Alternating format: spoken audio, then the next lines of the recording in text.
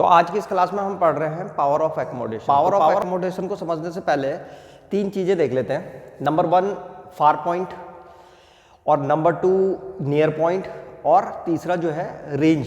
Far point, near point और range. ये जो फार पॉइंट होता है, आई का जो कितनी दूर तक हम देख सकते हैं, वो जो है इन्फिनिटी है, हम अनंत तक देख सकते हैं। तुमने देखा होगा जो सन है या जो स्टार्स हैं जिनको हम रात को देखते हैं, वो हमसे बहुत दूर है। सन और स्टार हमसे बहुत दूर हैं, लेकिन हम उनको बिल्कुल साफ दिखाई देते हैं हमको। तो हमारा जो फार पॉइंट होता है आंखों का, वो है इन्फिनिटी।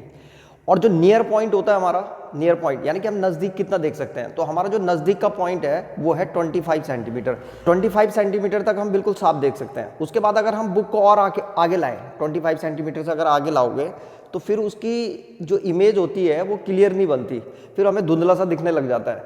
तो हमारा जो नियर पॉइंट होता है वो लगभग 25 सेंटीमीटर हो गया।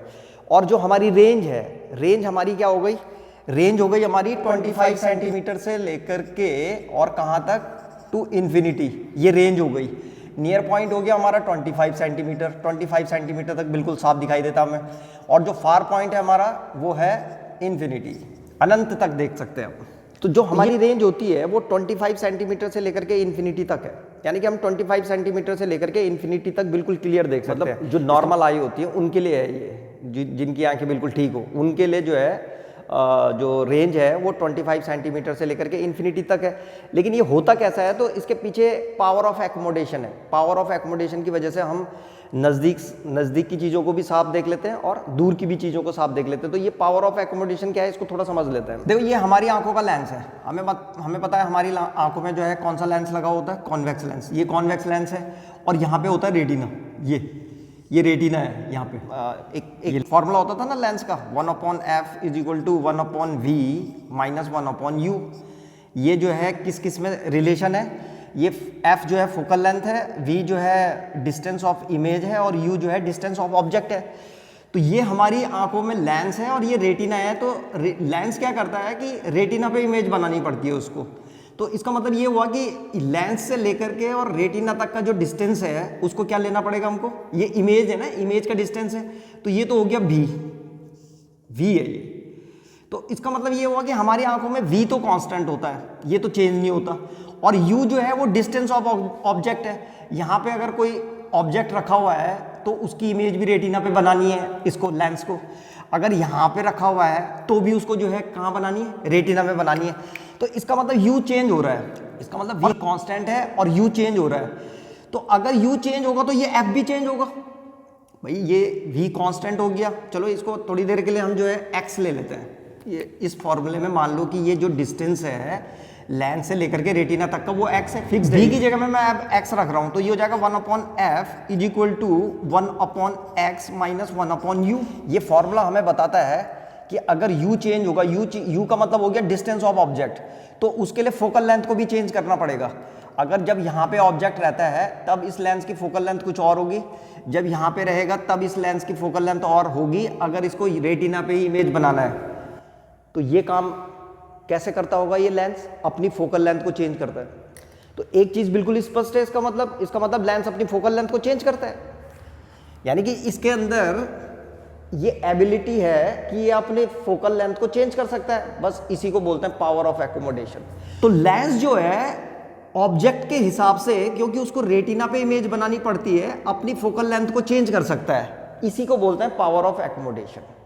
अब ये लेंस जो है अपने आप तो चेंज कर नहीं सकता। यहाँ पे सिलेरी मसल्स होती हैं, ये जो है इसको क्या करती है, एक रेंज होती है सिलेरी मसल्स की। इस तरीके से मान लो ये लेंस है हमारा, अब थोड़ा बड़ा बना देता हूँ उसको, ये, और यहाँ पे ये सिलेरी मसल्स होती है। तो सिलेरी मसल्स मान लो इसको यहाँ तक, ये डॉट से दिखा दिया मैंने, यहाँ तक इसको जो है क्या कर सकती है, इसको दबा सकती है, ठीक है। तो ये यहाँ पे अब मान लो जैसे यहाँ पे जब ये इसको ऐसे करके दबाएगी तो ये थोड़ा लेंस मोटा हो जाता है, ऐसे करके बनेगा अब लेंस, कुछ इस तरह से बन जाता है लेंस। तो देखो क्या होता है कि जब ऑब्जेक्ट नज़दीक होता है तो उस समय लेंस की जो फोकल लेंथ होती है उसको कम करनी पड़ती है। तो सिलेरी मसल्स इस पे प्रेशर डालती है सिलेरी मसल्स इसको प्रेशर डालती है और इसको लेंस को मोटा कर देती है। तो जब लेंस मोटा होता है, रेडियस ऑफ कर्वेचर होता है वो कम हो जाता है और उसकी वजह से उसकी फोकल लेंथ कम हो जाती है। ऑब्जेक्ट की इमेज जो है रेटिना पे फोकस होने लग जाती है। और जब ऑब्जेक्ट दूर होता है तो उस समय जो है फोकल लेंथ ज़्यादा चाहिए होती है, लेंस की फोकल लेंथ बढ़नी चाहिए। तो ये क्या करता है, सिलेरी मसल्स इसको जो है रिलैक्स कर देती है, यानी कि छोड़ देती है। तो ये फैल जाता है, तो उससे रेडियस ऑफ कर्वेचर होता है जो वो बढ़ जाता है, और रेडियस ऑफ कर्वेचर बढ़ेगा तो फोकल लेंथ बढ़ जाती है। तो इस तरह से जो है ये दूर के जो ऑब्जेक्ट होता है उसकी इमेज को भी जो है रेटिना पे बना देता है। तो हमें दूर का ऑब्जेक्ट भी और नजदीक का ऑब्जेक्ट भी साफ दिखाई देता है। तो इसी को बोलते हैं पावर ऑफ एकोमोडेशन। तो पावर ऑफ एकोमोडेशन सिंपल है, जो हमारा लेंस होता है वो ऑब्जेक्ट के हिसाब से, ऑब्जेक्ट किस डिस्टेंस में रखा हुआ है उस हिसाब से अपनी फोकल लेंथ को एडजस्ट करता है। इसी एडजस्टमेंट को बोलते हैं पावर ऑफ एकोमोडेशन। अब एक चीज थोड़ा और समझ लेते हैं।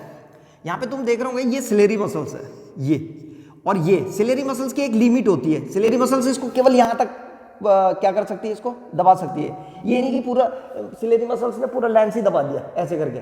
और तुमने देखा होगा, अभी मैं जब बता रहा था तुम्हें कि जो हमारा नियर पॉइंट होता है वो 25 सेंटीमीटर होता है, उसके बाद हम उससे आगे का हमें जो है धुंधला सा दिखाई देता है। तो भाई सिलेरी मसल्स की एक लिमिट होती है उस लेंस को जो है क्या करने की, उसकी फोकल लेंथ को कम करने की। तो जब उसे फोकल लेंथ कम करनी होती है तो सिलेरी मसल्स क्या करती है, इसको प्रेशराइज करती है। तो तुम देख रहे होंगे ये इसकी एक लिमिट है यहाँ तक। तो जब ये इस लेंस को बिल्कुल दबा देती है ऐसे करके यहाँ पे तक, तब तुम लोगों को 25 सेंटीमीटर तक की चीज़ें नज़दीक की, जो सबसे नज़दीक का पॉइंट है हमारा 25 सेंटीमीटर, वो वाला ऑब्जेक्ट बिल्कुल क्लियर दिखाई देता है। अब उसके बाद तुम अगर और आगे लाओगे उसको तो सिलेरी मसल्स को इसको और प्रेशराइज करना पड़ेगा, पर उसकी एक लिमिट होती है, बस वो यहीं तक कर पाएगी। तो इसलिए जो है हमें 25 सेंटीमीटर के बाद क्लियर नहीं दिखाई देता। तो कई बार ये भी पूछ लिया जाता है कि 25 सेंटीमीटर के बाद क्लियर क्यों नहीं देख सकते हम, तो उसका रीजन ये सिलेरी मसल्स की एक लिमिट होती है इसको दबाने की लेंस को हमारे को। तो ये था पावर ऑफ एकोमोडेशन।